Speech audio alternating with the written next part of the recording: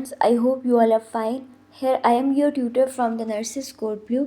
आज हम लोग हेल्थ असेसमेंट 2 का chapter number 7 assessment of the paediatric client इसका पार्ट 3 डिस्कस करेंगे। पार्ट 1 और पार्ट 2 आपको डिस्क्रिप्शन में उनका लिंक मिल जाएगा। पार्ट 1 और पार्ट 2 में हमने डिस्कस किया कि पेडियाट्रिक क्लाइंट्स क्या होते हैं, इनकी असेसमेंट प्रिंसिपल्स क्या होते हैं। पार्ट 1 में हमने हेड को पढ़ा, स्किन को पढ़ा, हेड सर्कमफेरेंस डिस्कस किया और ये डिस्कस किया कि हम डॉल्स आई रिफ्लेक्स कैसे करते हैं और मोरो रिफ्लेक्स कैसे करते हैं। नोज़ की असेसमेंट पढ़ी इन पेडियाट्रिक क्लाइंट्स। आज हम इस पार्ट में डिस्कस करेंगे assessment of the mouth in paediatric client कि बच्चों में आपने माउथ की असेसमेंट में क्या चीज़ें ऑब्जर्व करनी है, क्या चीज़ें इंस्पेक्ट करनी है। First of all you have to observe the colour of the lips. आपको लिप्स के कलर को नोटिस करना है।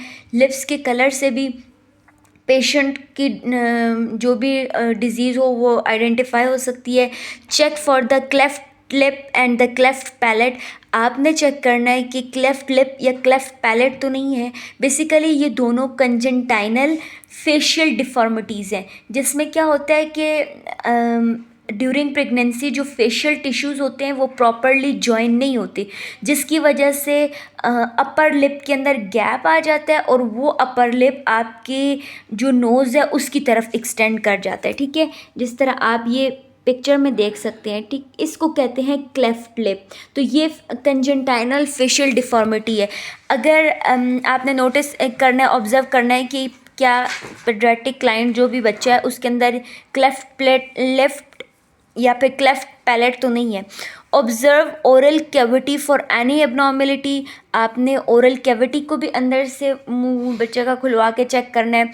Check gag reflex, rooting reflex and sucking reflex. आपने बच्चे के अंदर गैग रिफ्लेक्स को चेक करना है, रूटिंग रिफ्लेक्स को और सकिंग रिफ्लेक्स को।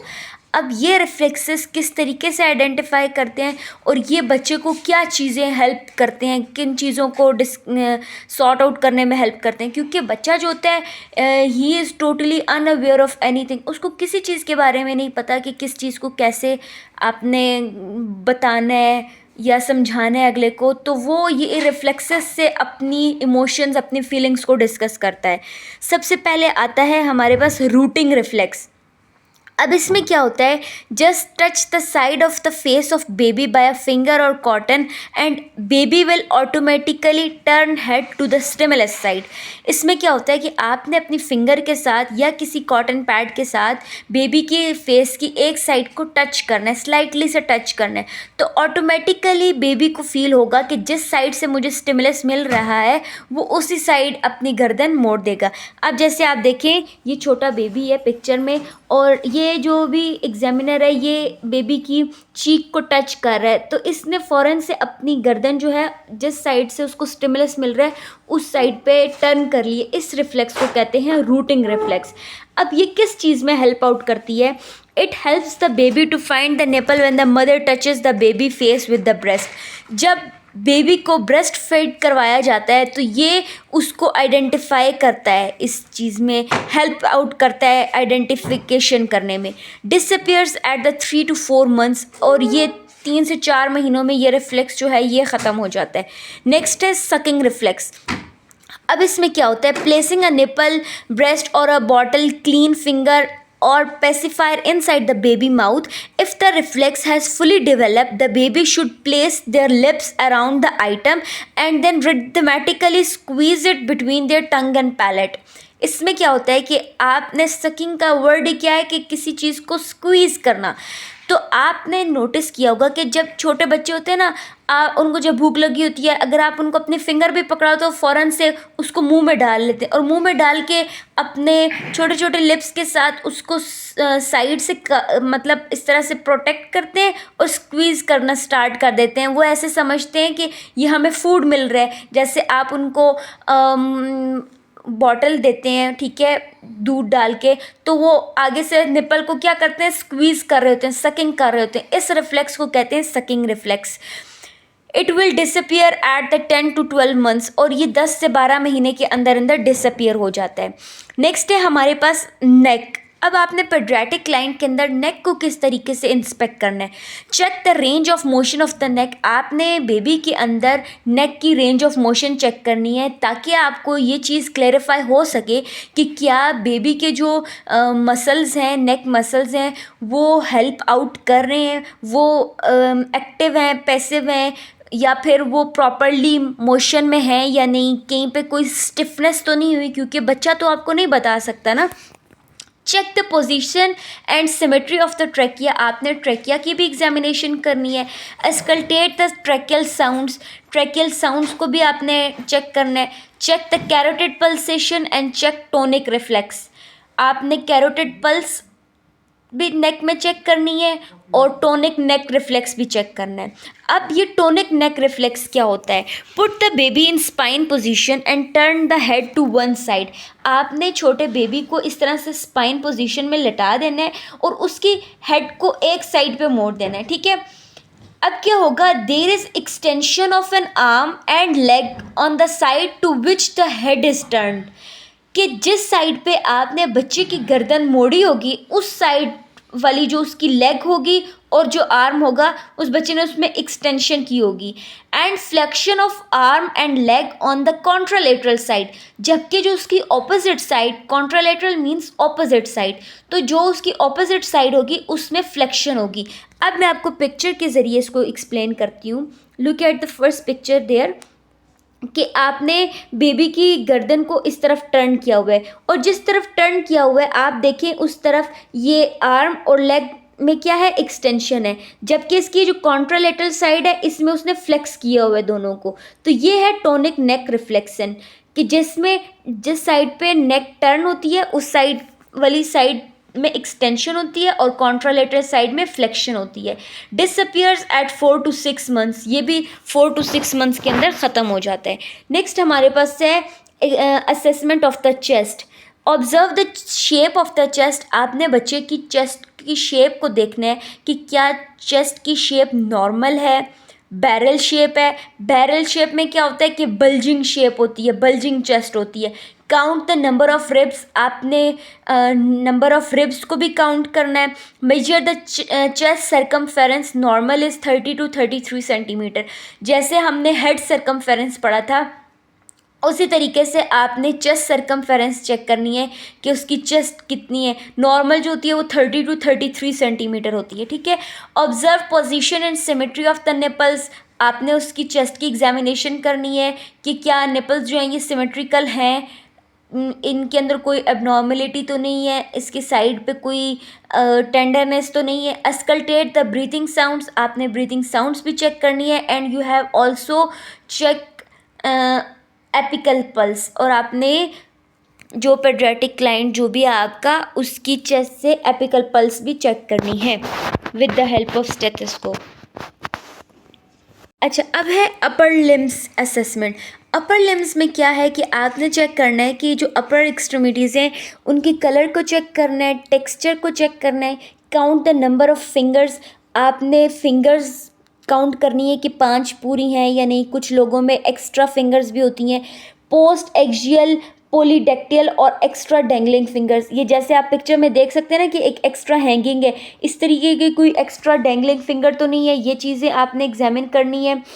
Check the range of motion. आपने फिंगर्स की भी रेंज ऑफ मोशन चेक करनी है ताकि आपको पता चल सके कि जॉइंट्स और बोन्स जो हैं ये स्टिफनेस तो नहीं है, इनमें ये मोबिलिटी कर रही हैं या नहीं, ठीक है। Major the length of upper limbs and compare with the each other.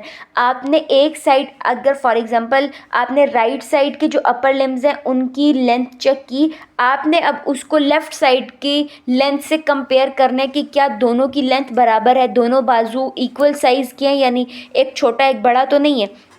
Check joints for any dislocation. आपने जॉइंट्स को भी चेक करना है कि कोई इसमें डिसलोकेशन तो नहीं हुई।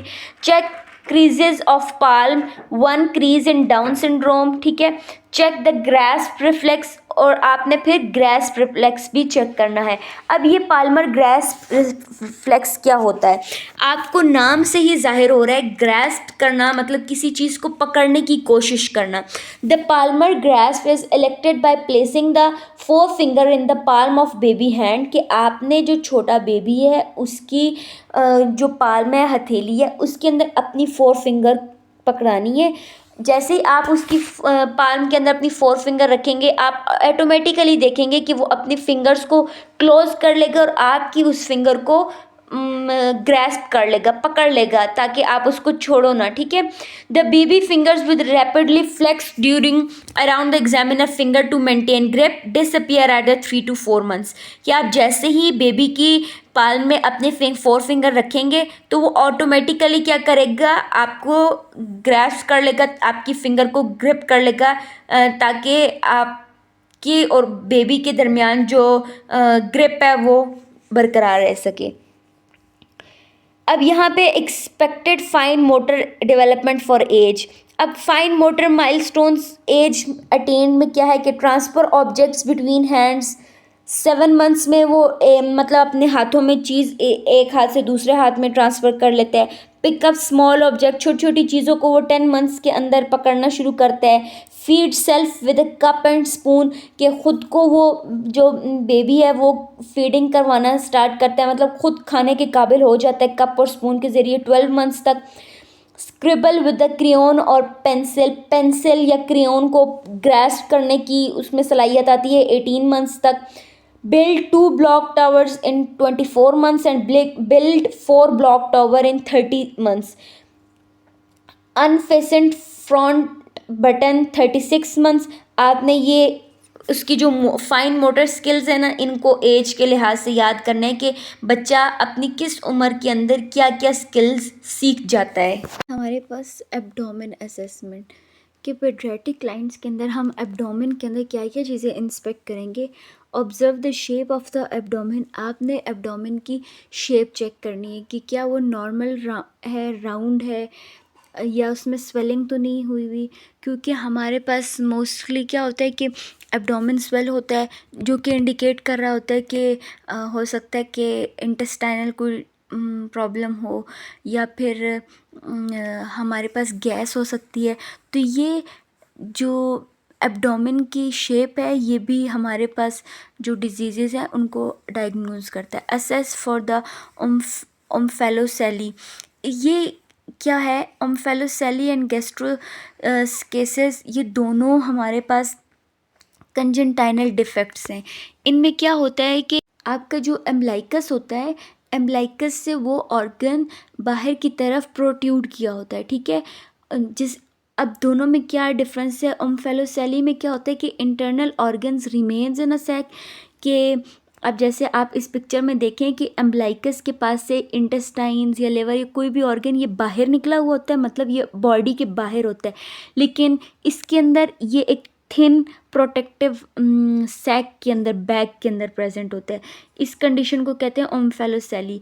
फिर दूसरी कंडीशन है गैस्ट्रोसिकेसिस, ये भी कंजंटाइनल डिफेक्ट है। इसमें भी एम्ब्लाइकस से वो ऑर्गन प्रोट्यूड किया होता है, बाहर की तरफ बल्ज किया होता है, लेकिन इसमें ये डिफरेंस होता है कि ये जो इंटरनल ऑर्गन बाहर की तरफ प्रोट्यूड होता है, ये किसी भी सैक में नहीं होता। अब देखें आप इस पिक्चर में, तो ये बाहर इंटेस्टाइन्स पड़ी हैं, लेकिन कोई भी सैक नहीं है इसके, ये किसी बैग के अंदर पड़ी हैं, ये वैसे ही पड़ी हैं। तो ये कंडीशन गैस्ट्रोसिकेसिस कहते हैं, और ये दोनों कंजंटाइनल डिफेक्ट्स हैं। Measure the abdominal girth normal is the same as chest circumference. इसका मतलब है कि आपने एब्डोमिन सर्कमफेरेंस, जैसे हमने चेस्ट सर्कमफेरेंस चेक किया था, हेड सर्कमफेरेंस, इस तरह से एब्डोमिन को भी चेक करना है। नॉर्मली जो होता है ना, वो एब्डोमेन चेस्ट के ही इक्वल होता है, और अगर उससे इक्वल ना हो तो इट मीन्स कि उसके अंदर स्वेलिंग है। Observe umbilicus for position and any discharge, आपने एम्ब्लाइकस को भी चेक करना है, उसकी पोजीशन के उससे कोई डिस्चार्ज तो नहीं हो रहा। Palpate abdomen for tenderness for any message, और साथ में आपने एब्डोमेन में पल्पेशन करके देखनी है, कोई टेंडरनेस तो नहीं है, कोई सिस्ट या मैस तो नहीं है। अस्कल्टेट गट साउंड्स, आपने गट साउंड्स भी अस्कल्टेट करनी है, सुननी है, ठीक है। उसके बाद है जेनिटियल एरिया। अब जेनिटियल एरिया में क्या है कि मेल चाइल्ड के अंदर और फीमेल चाइल्ड के अंदर हमने क्या चीज़ें चेक करनी है। For male child palpate testis, आपने मेल चाइल्ड के अंदर टेस्टिस को पल्पेट करके देखना है। Check for the hydrocele and inguinal hernia, आपने ये दोनों भी चेक करनी है। हाइड्रोसेली क्या होता है कि फ्लूइड फिल्ड सैक होता है स्क्रोटम के ऊपर, जो कि एक पेनलेस स्वेलिंग कॉज कर देती है, ठीक है। और इंग्वाइनल हर्निया ये भी हमारे स्क्रोटम जो होता है ना, उसके अंदर पेनफुल बल्जिंग होती है। तो आपने ये भी मेल चाइल्ड के अंदर चेक करना है कि ये दोनों कंडीशंस तो नहीं है। Check opening for the penis for एपी और हाइपोसिपिडेसिस, और पीनस की ओपनिंग भी चेक करनी है। एपी और हाइपोसिपिडेसिस क्या होता है कि ये दोनों एबनॉर्मल यूरिथ्रल ओपनिंग्स होती हैं जो फीटल डेवलपमेंट के दौरान हो जाती है, ठीक है। चेक फॉर एनी डिस्चार्ज, और देखना है कि कोई एबनॉर्मल डिस्चार्ज तो नहीं हो रहा। For female child you have to inspect the and check urethral and vaginal opening, आपने यूरिथ्रल और वेजाइनल ओपनिंग्स देखनी है। ऑब्जर्व फॉर एनी डिस्चार्ज, और चेक करना है कि कोई abnormal discharge, fluid, pus, blood वगैरह तो नहीं आता। लोअर एक्सट्रीमिटीज़, जैसे हमने अपर एक्सट्रीमिटीज़ चेक की थी उसी तरीके से लोअर एक्सट्रीमिटीज़ भी आपने चेक करनी है। इसमें क्या है कि check colour and texture of the lower limbs का आपने कलर और टेक्सचर देखना है। रेंज ऑफ मोशन चेक करनी है। नंबर ऑफ फिंगर्स काउंट करनी है। असेस फॉर पोस्ट एक्सियल पॉलीडेक्टियल और एक्स्ट्रा डेंगलिंग टोज, और आपने ये चेक करना है कि नंबर ऑफ फिंगर्स पूरी हैं या नहीं, और कोई एक्स्ट्रा डेंगलिंग फिंगर तो नहीं है, फ्यूज्ड फिंगर तो नहीं है, क्लब फुट तो नहीं है, ये सारी आपने चेक करनी है। Check creases of the sole, measure the length and compare with each other, और आपने सोल को इंस्पेक्ट करना है। फिर आपने राइट लिम्ब को चेक करना है, उसकी लेंथ को, और फिर उसको उसकी कॉन्ट्रोलेटरल लेफ्ट लिम्ब के साथ मेजर करना है कि क्या वो दोनों साइज में इक्वल हैं या नहीं। Check plantar reflex, placing reflex, withdrawal reflex and cross extension reflex, और ये रिफ्लेक्सेस आपने लोअर एक्सट्रीमिटीज़ में चेक करने हैं। अब प्लांटर ग्रैस्प रिफ्लेक्स उसी तरीके से ही है जैसे हमने अपर एक्सट्रीमिटीज़ के अंदर पाल्मर रिफ्लेक्स पढ़ा था। प्लांटर रिफ्लेक्स में क्या होता है कि आप बच्चे की जो फुट होता है ना, उसके ऊपर एक स्टिमुलस देते हैं और बच्चा फ़ौरन से अपने जो टोज़ की फिंगर्स हैं उनको फ्लेक्स कर लेते हैं। Touch the ball of newborn's foot, the toes will curl down tightly, disappear at 8 to 10 years. जैसे आप इस पिक्चर में देखें कि वो उसकी बच्चे की जो फुट है उसके ऊपर एक स्टिमुलस दे रहा है with the help of his finger. तो बच्चे ने क्या किया, फ़ौरन से अपनी जो फिंगर्स हैं टोज़ की उनको कर्ल कर लिया। तो ये है हमारे पास प्लांटर ग्रास्प रिफ्लेक्स, और ये 8 to 10 मंथ्स के अंदर डिसअपियर हो जाता है। उसके बाद हमारे पास आता है बेबिंस्की रिफ्लेक्स। इसमें क्या होता है, when the sole of foot is firmly stroked the big toe bends back toward the top of foot and the other fan out. इसमें क्या होता है कि जब आप सोल से एक बेबी को एक स्टिमुलस देते हैं ना, एक फर्म स्ट्रॉन्ग सा स्ट्रोक देते हैं, तो उसमें क्या होता है कि जो थंब का बिग टो होता है ये बैक टूवर्ड टॉप मूव कर देता है, और जो बाकी फिंगर्स हैं वो फैन आउट हो जाती हैं। जैसे इसमें देखें कि ये नीचे सोल से उसको अपने फिंगर के ज़रिए एक स्टिमुलस दे रहा है, और ये जो इसका थंब है ये आउटवर्ड मूव कर गया, और ये जो बाकी फिंगर्स हैं ये फैन आउट हो गई हैं। इसको कहते हैं बेबिंस्की रिफ्लेक्स, और ये जो बेबिंस्की रिफ्लेक्स होता है ये 2 ईयर्स की एज तक के बच्चों में नॉर्मल होता है। प्लेसिंग स्टेपिंग रिफ्लेक्स, अब इसमें क्या होता है कि the baby is held vertically with the back against the examiner. जैसे आपने पिक्चर में देखा होगा कि बच्चे को बिल्कुल सीधा किया जाता है, और बच्चे की जो बैक होती है ना वो एग्जामिनर की तरफ होती है, कि कमर बच्चे की एग्जामिनर की तरफ हो।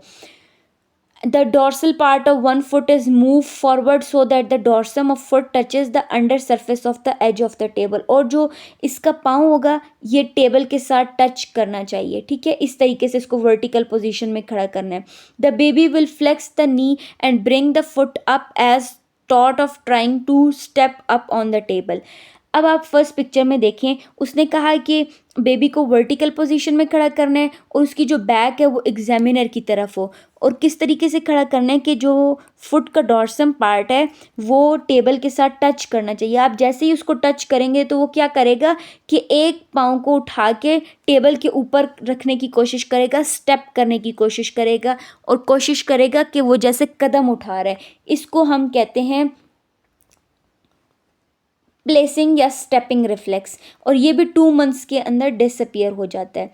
फिर हमारे पास आता है withdrawal reflex. Withdrawal reflex pain stimulus को चेक करने के लिए किया जाता है कि आइदर ये स्टिमुलस हम जो दे रहे हैं, ठीक है, पेशेंट को या जो बच्चे को, क्या उसको पेन फील हो रहा है या नहीं। The sole of the foot is pricked with a pin, के पाँव के ऊपर, सोल के ऊपर उसको एक पिन के साथ प्रिक किया जाता है, ठीक है। There is a rapid flexion of hip knee and the foot to withdraw the foot from the एग्नोशियस स्टिमुलस, कि जैसे आप फर्स्ट पिक्चर में देखें कि उसको पिन के साथ एक स्टिमुलस दिया जा रहा है, बच्चा स्पाइन पोजीशन में, और उसने फ़ौरन से अपनी जो लेग्स हैं उसको हिप की तरफ फ्लेक्स कर ली है ताकि वो अपने पाँव को उस स्टिमुलस से बचा सके, ठीक है। प्रिजिस्ट लाइफ टाइम, और ये जो विड्रॉल रिफ्लेक्स है ये वो वाहिद रिफ्लेक्स है जो आपकी लाइफ टाइम रहता है। तो अगर एमसीक्यूज़ में पूछा जाए कि कौन सा रिफ्लेक्स है जो लाइफ टाइम रहता है तो वो विड्रॉल रिफ्लेक्स है, ठीक है। अगर ये रिफ्लेक्स ख़त्म हो जाए तो आपको पेन, हॉट एंड कोल्ड, आपको एक्सटर्नल जो भी मतलब स्टिमुलस दिया जाएगा जिससे आपको पेन कॉज होगा तो वो चीज़ आपको फील नहीं होगी। नेक्स्ट है expected balance development for age. अब आपने ये टेबल को याद करना है कि किस किस एज के साथ आपका बैलेंस मेंटेन रहता है। स्टैंड्स विदाउट सपोर्ट, कि आप सपोर्ट के बगैर खड़े हो सकते हैं 12 मंथ्स के बाद। वॉक अलोन वेल, आप अकेले खुद चल सकते हैं 15 मंथ्स तक। वॉक बैकवर्ड, और आप बैकवर्ड भी मूव कर सकते हैं 2 ईयर्स तक। Balance on 1 foot for 5 seconds, एक फुट पे आप खड़े हो सकते हैं 5 सेकेंड्स तक। कितनी एज में, जब बच्चा 4 ईयर्स का हो जाता है। Hops on 1 foot, heel toe walking 5 years में हो जाती है। Heel toe walking backward 6 years तक हो जाती है। तो ये भी आपने एमसीक्यूज़ के लिए याद रखना है कि कौन कौन सा स्किल है वो आप किस एज में कर सकते हैं। इसके बाद आपने असेसमेंट करनी है बैक साइड पर। अब बैक साइड पर आपने हेड में अगर देखा जाए तो बैक साइड ऑफ हेड क्या होता है, ऑसिपिटल रीजन होता है, आपने उसको इंस्पेक्ट करना है।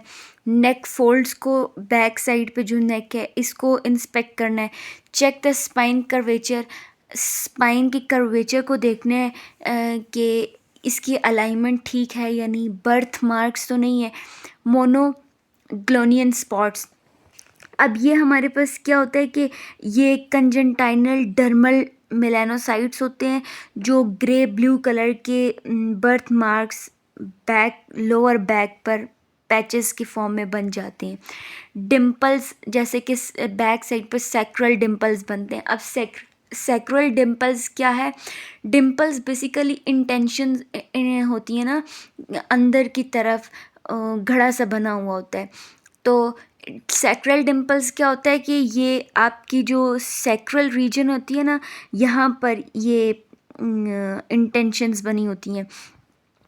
नेक्स्ट हमारे पास है और tufts of hair along the spine. Auscultate the breathing sounds, आपने ब्रीथिंग साउंड्स को एस्कल्टेट करके चेक करना है।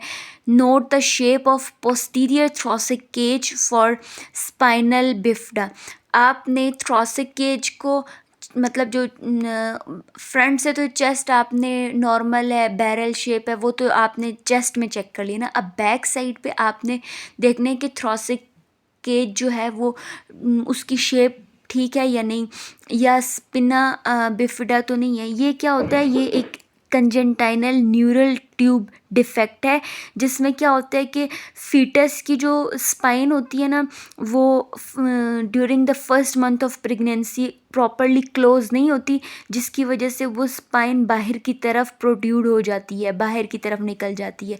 इस कंडीशन को कहते हैं स्पिना बिफिडा। तो ये चेक करना है कि ये तो नहीं है।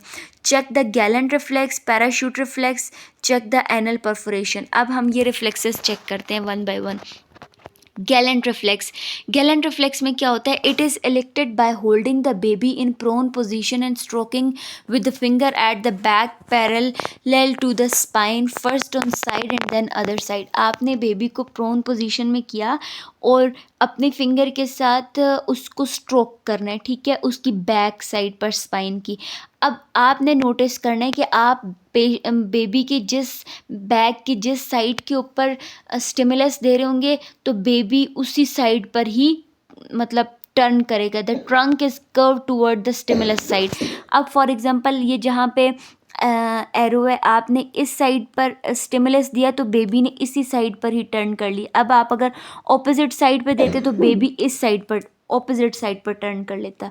तो गैलेंट रिफ्लेक्स में क्या होता है कि आपने अपनी फिंगर के साथ स्ट्रोक करना होता है बेबी की बैक स्पाइन के ऊपर, ठीक है, पहले एक साइड पे फिर दूसरी साइड पे, और फिर देखना होता है कि जो ट्रंक होता है ना वो उस साइड पे कर्व हो जाता है जिस साइड पे आप स्टिमुलस दे रहे होते हैं, और ये भी 2 to 3 मंथ्स के अंदर डिसअपियर हो जाता है।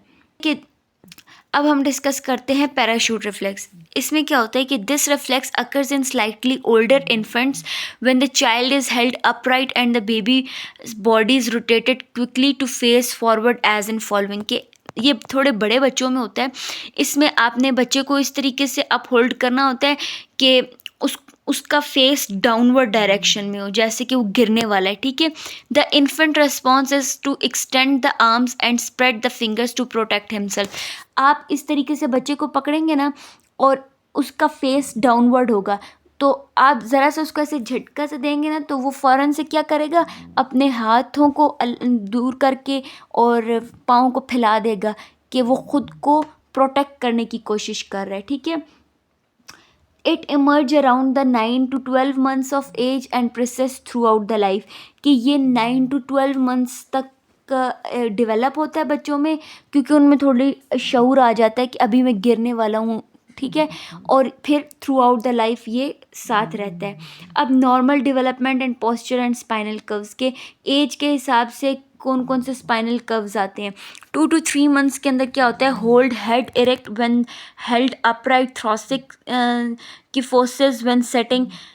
6 to 8 मंथ्स में सेट विदाउट सपोर्ट, बच्चा बगैर किसी सपोर्ट के भी बैठ सकता है, स्पाइन स्ट्रेट होती है। 10 to 15 मंथ्स में वॉक इंडिपेंडेंटली, स्ट्रेट स्पाइन हो जाती है, बंदा इंडिपेंडेंटली वॉक कर सकता है। टोल्डर एज में प्रोट्रूडिंग एब्डोमेन होता है और लंबर लोडोसिस हो जाता है। स्कूल एज चाइल्ड के अंदर क्या होता है कि height off shoulders and hip is level, balance, thoracic convex and lumbar convex curvature. तो ये आपके स्पाइंस की शेप्स बताई गई हैं कि जो एज के साथ साथ डेवलप करती हैं। नेक्स्ट है हमारे पास rashes. Most bumps and blotches on the newborn baby are harmless and clear up by themselves. बहुत से क्या होता है कि बच्चों के इस तरह से पैचेस बन जाते हैं हार्मलेस, ठीक है, ब्लॉचेस बन जाते हैं, बम्प्स बन जाते हैं और वो खुद ही ठीक भी हो जाते हैं। The most common skin problem in infant is diaper rash. बच्चों के अंदर जो सबसे कॉमन स्किन का मसला होता है वो होता है diaper rash. Diaper rash is an irritation of the skin cause by the dampness, urine और faeces. Most babies who wear diapers will have some type of diaper rash at some point. जो बच्चे diapers use करते हैं उनमें कुछ हद तक क्या होता है कि डायपर रैशेस डेवलप होने लग जाते हैं। किस वजह से? क्योंकि वो मदर्स क्या करती हैं, उनको प्रोलॉन्ग टाइम के लिए वो एक ही डायपर यूज़ करती हैं, उसको चेंज नहीं करती प्रॉपरली, बेबी को वॉश आउट नहीं करती, उसको क्लीन नहीं करती। तो वो क्या होता है कि जो फीकल कंटामिनेशंस होती हैं वो डैम्पनेस क्रिएट कर देती हैं, और उस डैम्पनेस और उस मॉइस्चनेस ने क्या होता है कि वहाँ पर इरिटेशन कॉज होने लग जाती है, ये रैशेस बनने लग जाते हैं जिसको हम डायपर रैश कहते हैं, और ये बहुत ही कॉमन होता है बच्चों के अंदर। These are few normal rashes that you may see. और पिक्चर्स में जो आपको नज़र आ रहे हैं ना, ये नॉर्मल रैशेस होते हैं। न्यूनेंटल रिफ्लेक्सेस, ये रिफ्लेक्सेस हैं जितने भी हमने पढ़े हैं, गेल्बर रिफ्लेक्स, डॉल्स आई विड्रॉल रिफ्लेक्स, पाल्मर ग्रेस, और साथ में ये बताया गया कि ये कब अपीयर होते हैं और कब डिसअपीयर होते हैं। बस conclusion, never be worried to ask a doctor और medic to see a child. आपने घबराना नहीं है अपने बच्चे को दिखाते हुए डॉक्टर को। इफ़ यू फाइंड और suspect any abnormality a doctor must be notified. अगर आपको फील होता है कि बच्चे के अंदर कोई एबनॉर्मेलिटी है तो आपने डॉक्टर के साथ लाजमी डिस्कस करना है। If you are unsure if an abnormality is present ask a doctor to confirm. और अगर आप श्योर नहीं है, आपको शक शुबा है, ठीक है, कि मेरे बच्चे के अंदर ये मसला हो सकता है, तो आप डॉक्टर को साथ में बताएं कि आप इस चीज़ को कंफर्म कर लें। Routine physical examination takes only a few exam minutes and should be carried out in all infants as soon as possible. कि जो रूटीन फिजिकल एग्जामिनेशन होती है बच्चों के अंदर वो कुछ मिनट होता है, बहुत ज़्यादा टाइम कंज्यूमिंग नहीं होता। तो आपको चाहिए कि सारे बच्चों का एज सून एज पॉसिबल, जितना जल्दी हो सके, एक प्रॉपर वे में physical examination proper head to toe करवाना चाहिए, ताकि पता चल सके टाइम के साथ कि बच्चों के अंदर क्या एबनॉर्मेलिटीज़ हैं, क्या डिफेक्ट्स हैं, ताकि उसको टाइमली रिकवर किया जा सके। ये ना हो कि वो, अगर हम उसको पहले निगलेंसी का मुजाहरा करें तो वो बच्चों को लाइफ टाइम के लिए उसका सामना करना पड़े। तो that's all about my today's topic. I hope आपको समझ आ गया होगा, सारे रिफ्लेक्सेस क्लियर होंगे। अगर आपको फिर भी कोई भी चीज़ समझ नहीं आई, if you have any query you can ask me in the comment section. अगर आपको वीडियो पसंद आई हो तो वीडियो को लाइक करें, चैनल को सब्सक्राइब करें। Stay connected. Thank you so much. अल्लाह हाफिज़।